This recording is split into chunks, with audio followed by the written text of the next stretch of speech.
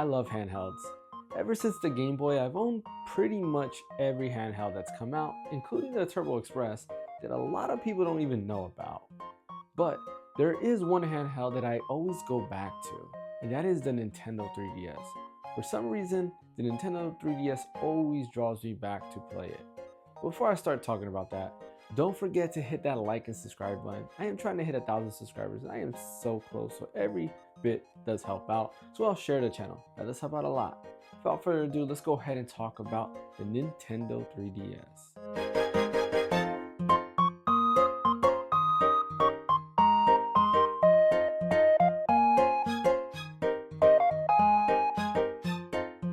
The 3DS is an amazing handheld, but when it first came out, it actually sucked. There weren't that many games for it, or rather, there weren't that many great games that came out for it, and there was a lot of issues. Not only that, at the price point that it came out with, it was like, well, you can buy a Nintendo 3DS or you can buy a PS3 or 360. So it was very hard to be sold on the Nintendo 3DS. But like the person I am, I always like to go ahead and buy every single console that's available and own it. So I went ahead and bought the Nintendo 3DS, and man, I did semi-regret it. The regret was just because of the lineup. There weren't that many great games in the beginning. I remember buying Street Fighter 4 that came out on 3DS. I am a huge Street Fighter fan, so of course I had to go ahead and get that and be able to play it in handheld mode, which was amazing because I was obsessed with Street Fighter 4 at the time. But outside of that, none of the other games really interest me. There was Steel Diver, there was Pilot Wings, there was a few other games that came out. I believe like Lego Star Wars 3, I believe was one of them as well. But none of those games interested me. Like, I just did not care for them. I did eventually play Lego Star Wars, and yeah, it was kind of cool and all, but that's about it. I just did not care much for it. And that was a huge issue for the 3DS. If you remember, the 3DS was not selling too hot in its first year. It was so bad that actually Iwata went ahead and did a pay cut and actually lowered the price to the 3DS and apologized for the expectations that were set. Because of that, the 3DS was able to live on though. There was a lot of banger games that came out later on. Pretty much as the console went on with its lifespan, it just became a hit. There was hit after hit being released on the Nintendo 3DS, and it became an amazing system. I remember that first year though, there was no Pokemon game, and this was around the time that I was trying to get back into Pokemon. The last Pokemon game I played was actually Ruby, and from there it was just like, okay, I'm not a fan of Pokemon anymore, but at this time I did want to go back into Pokemon because I wanted something very similar to bring back that nostalgia. So I went ahead and bought Pokemon Black, which was not a 3DS game, and I was kind of disappointed at that because I bought this new console, this new handheld device, and I wanted to see what it can do with all these new games, but there was not that many games to play with. But my patience was rewarded. Luckily, the Ambassador program did come out and they brought GBA games and NES games, which you could not get natively on the console. Till this day, nobody was able to actually go ahead and get those GBA games or NES games for whatever reason, which was kind of weird because it kind of showed off that the 3DS can play both GBA and NES games, but they just never came to the platform. SNES games did start coming out on the platform, which is pretty cool. A lot of people were able to play some of those, as well as Game Boy and Game Boy Color games. But for Game Boy Advance games, they just ceased to exist on that platform. And that was a quite weird decision. When it came to playing SNES games, you needed a new 3DS, which was, I guess, understandable. You needed that extra CPU power that the new 3DS had to be able to emulate those SNES games. But for the other platforms, they should have been available. But those weren't the only things to come out to the Nintendo 3DS. Early adopters of the Nintendo 3DS also got the Four Swords Adventure standalone, which was pretty awesome. I was able to play that with my brothers.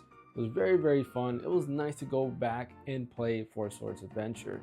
This was the Four Swords Adventure that was included in the Link to the Past GBA port. And honestly, yeah, those were cool gifts. I really enjoyed them. It was nice. You also got a certificate saying that you were an ambassador and you were an early adopter of the program, or rather the handheld, which was pretty cool as well. But when you really look back at it, Nintendo really didn't have to do any of that, but they did because they kind of figured that they did mess up a little bit. Biggest thing being there were no games at launch. And we know when you go ahead to buy a brand new console, a brand new handheld, whatever it might be, you're looking for the games. You want the games to show. And if there are no games, you just don't buy it. That's just what a console is built around, is that you need those games. Later on though, the 3DS just started hitting. We got Ocarina of Time remake, or rather remaster if you will. They did add extra textures there and it looks amazing, ran at a steady 30 FPS, and of course added 3D. Majora's Mask, same thing. Star Fox 3D was another one, and so forth. There were a lot of ports that were coming, and honestly, this actually made me really start thinking, can an handheld handle console games? And you could have argued that yes, the PSP was kind of trying to do that, and Sony was really going towards that direction. They wanted the portable console to play console-like games. Before the 3DS, and you can kind of say the DS, basically your handheld platform or your handheld console would only play like almost baby versions of said games.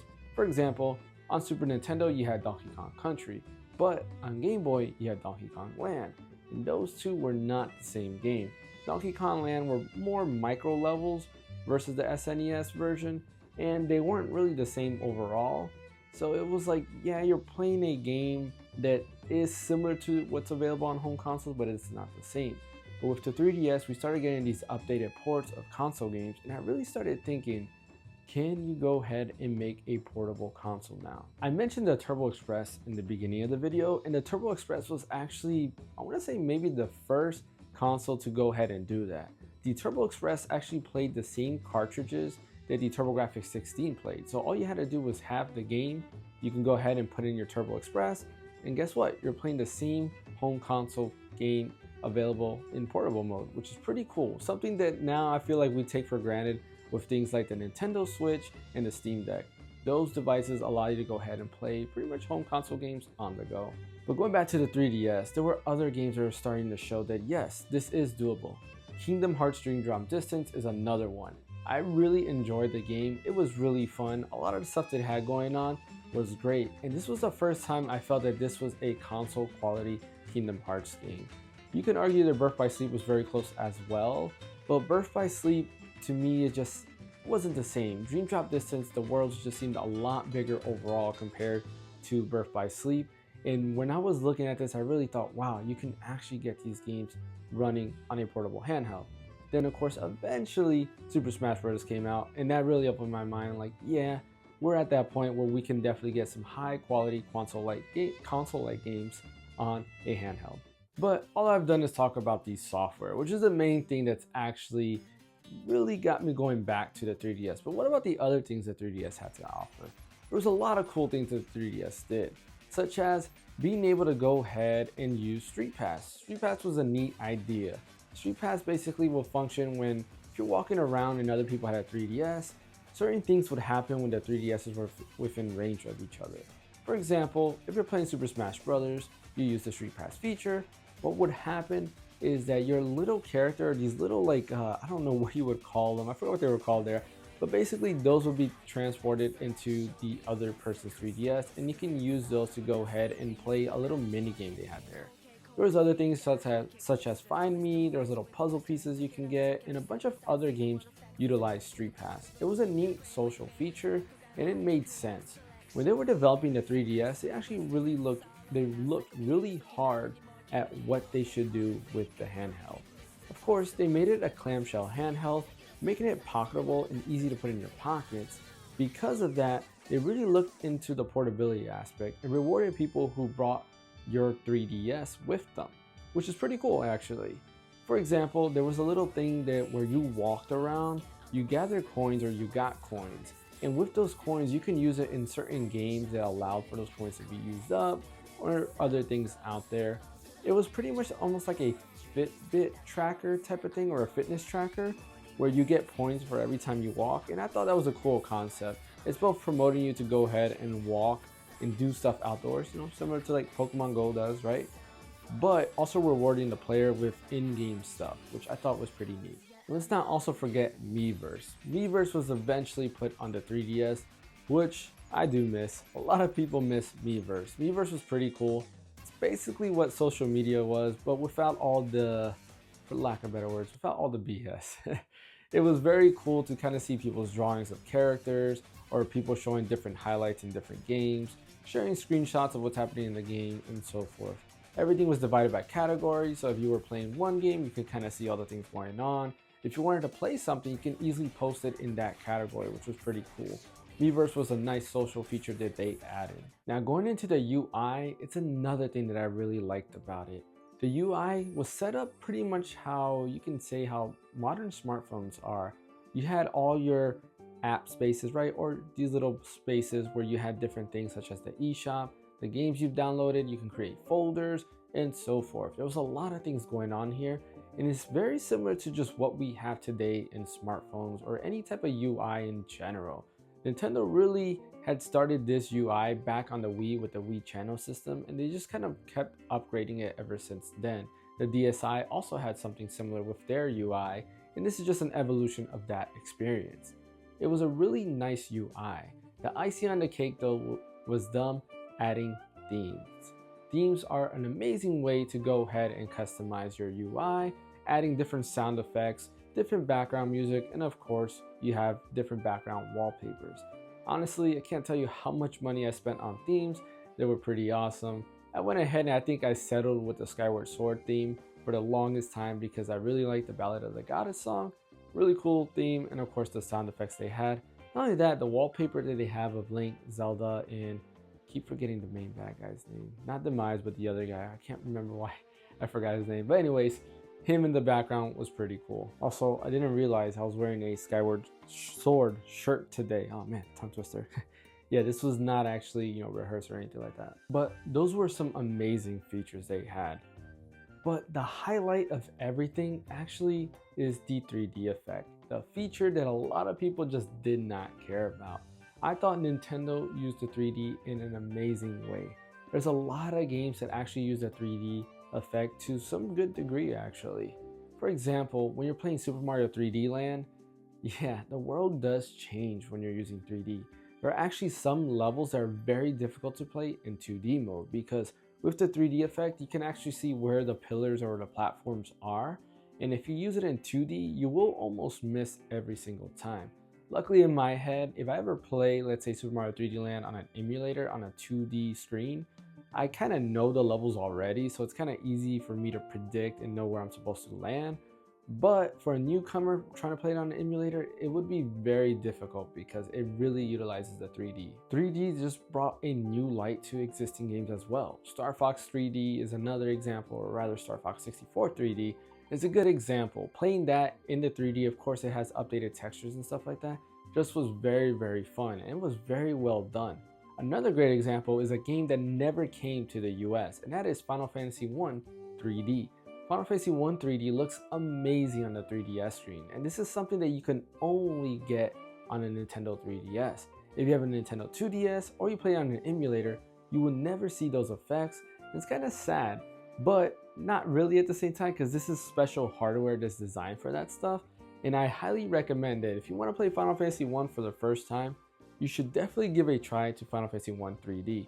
Like I said earlier, it only came out in Japan, so it never came out over here in the West or in the US, but there is a translation patch for it, so you can easily go ahead and find the ROM, go ahead and patch that ROM and play it on a 3DS, and it's pretty much using the PSP English translation, though there are some like inconsistencies. Like you'll notice there's some weird like letters and stuff like that that just pop up randomly, but for the most part it's pretty solid. I've been having a great time playing that game. Have no issues with it whatsoever in terms of like it running bad or anything like that.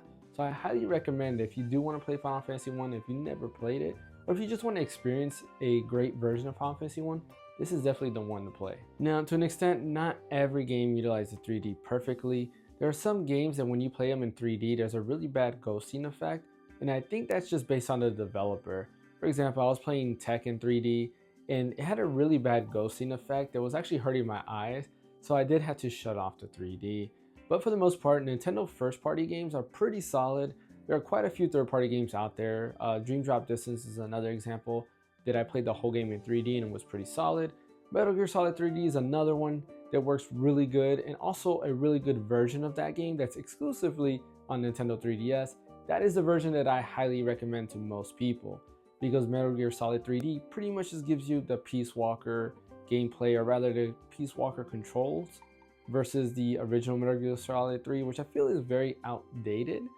And you just get a better experience overall. And of course, the 3D is an icing on a cake, and you get to shoot Yoshi if you like those type of things. But yeah, the 3DS is one of a kind, and it's a console I continuously go back to. It's actually the only handheld outside of the Turbo Express that I own. Well, I guess I own the Game Boy Color too. So, in the SP, actually, yeah, never mind that. Scratch that. I do own a lot of my handhelds, but this is one of the handhelds that I always go back to, and I really like. Just something about the Nintendo 3DS that I do love. The games that they have are just amazing games. There's some great games. I mean, Bravely Default was birthed on there, and of course that from there, you know, spinned off to like Octopath Traveler and Triangle Strategy and all these great games. There's a bunch of other games that were just started on the 3DS and kind of moved from there, which was pretty cool. I mean, let's not forget that we got the return of Samus in Samus Returns. No pun intended, in that game. And because of that, we did get Metroid Dread as well. And it was nice to see some returning franchises. Fortunately, there was really no F-Zero outside of the Ambassador program. You were able to get the F-Zero for the GBA. But other than that, there was just some great returns on the 3DS. The 3DS is just something that I continue to go back to. And honestly, it's one of those consoles and one of those handhelds that I can just always go back to. When it comes to the 3DS, this is one that I just keep with me. One of the few handhelds that I say I always keep charged and still play till this day. My Vita I might touch every now and then. I do still have my Game Boy Color, my Game Boy Advance SP, as well as my Turbo Express. But the Nintendo 3DS is the one that I just usually pick up and play just to see what's out there or what I might have missed.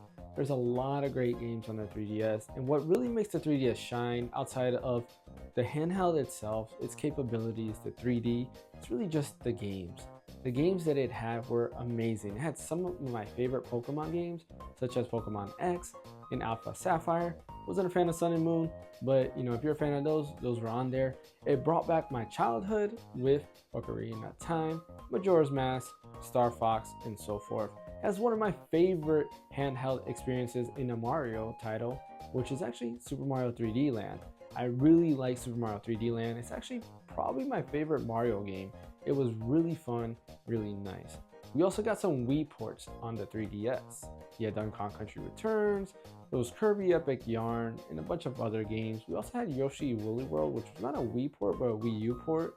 And I do recommend the Wii U version over the 3DS version, but nonetheless, the game is available on the 3DS.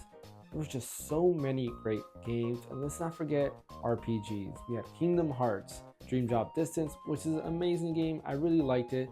It's a game where you actually got to play as Riku all the way to the end, and it wasn't just a side story that was kind of like easy mode. No, this was an actual playable Riku where you can customize his abilities and so forth. And there were some other games out there, not Super Mario, but Metal Gear Solid 3D and so forth. Just too many games out there. The Birth of Bravely Default was on there, and we had an amazing Mario Kart. So yes, the lineup of games on the 3DS were amazing, and there's just too many to actually talk about. So actually, go ahead and leave your favorite games in the comment section below. I'd like to know, what are some of your favorite Nintendo 3DS games? Games that I haven't mentioned already, put them in the comment section below, because I would like to know what games have I missed and what games I should actually go back to. Thanks for watching. Don't forget to hit that like and subscribe button. Like I mentioned, I am trying to hit 1,000 subscribers. I am so close. Every bit does help out, as well as share the channel. That helps out a lot. My name is James. I'll see you guys next time.